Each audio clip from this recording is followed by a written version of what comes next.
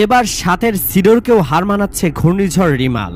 বিশেষ করে পটুয়াখালীতে ঝোড়ো হাওয়া, বৃষ্টির সাথে জোয়ারের পানি স্বাভাবিকের চেয়ে ৩ থেকে ৪ ফুট বৃদ্ধি পেয়েছে। এতে সাগর তীরের রাঙ্গাবালী উপজেলার চালিতাবুনিয়া এবং চর মোন্তাজ ইউনিয়ন এবং কলাপাড়া উপজেলার লালুয়া ইউনিয়নের বন্যা নিয়ন্ত্রণ বাঁধ ভেঙে জোয়ারের পানি ঢুকে পড়েছে লোকালয়ে। তলিয়ে গেছে শতাধিক ঘরবাড়ি, পানিবন্দী হয়ে পড়েছে অন্তত ২০,০০০ মানুষ, যা সিডরের থেকেও ভয়াবহ পরিস্থিতি তৈরি করেছে।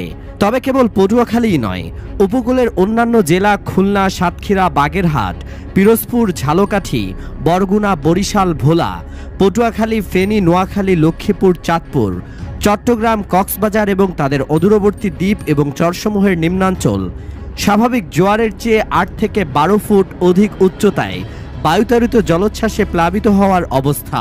এমনকি ডুবে গেছে সুন্দরবনও। এর আগে দুপুরের দিকে কুয়াকাটার অনন্তপাড়া এলাকার বেড়িবাঁধের বাইরের বাসিন্দা মোহাম্মদ শরীফুল ইসলাম শরীফ এই নামে এক জেলে আশ্রয় কেন্দ্রে যাওয়ার সময় জোয়ারের পানিতে ভাসিয়ে নিয়ে যায়। পরে ১ ঘন্টা পর লাশ উদ্ধার করেন স্থানীয়রা। এর ফলে চরম আতঙ্ক ও ঝুঁকিতে রয়েছে চালিতাবুনিয়া, চরমন্তাজ ও লালুয়া এই ৩টি ইউনিয়নের অর্ধ লাখ মানুষ।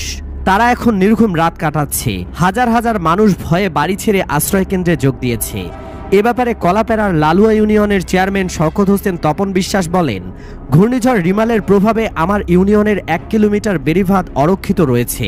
মূলত এই জায়গা দিয়ে প্রবল বেগে জোয়ারের পানি ঢুকে অন্তত ৯টি গ্রাম প্লাবিত হয়েছে।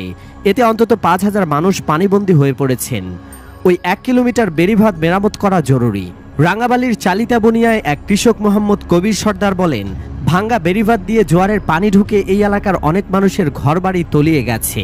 এখনও ঘরের চারপাশে পানি, অথচ রাতের জোয়ারেও ঘনিয়ে আসছে।